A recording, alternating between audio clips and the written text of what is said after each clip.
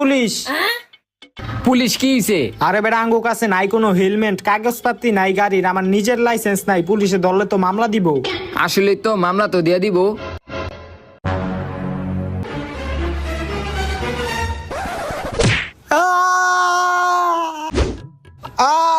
কিরে কি করলি এটা? তুই আমার মারলি কে?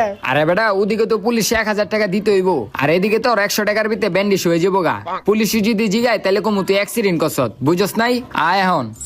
ঠিকই কইছ, কিন্তু তুই যে এখন পাউডা কইরা দিলে, এখন আমি বাইক চালামু কেমনে? আরে সমস্যা নাই, তুই পিছনে বহ, আমি গাড়ি চালাইতাছি।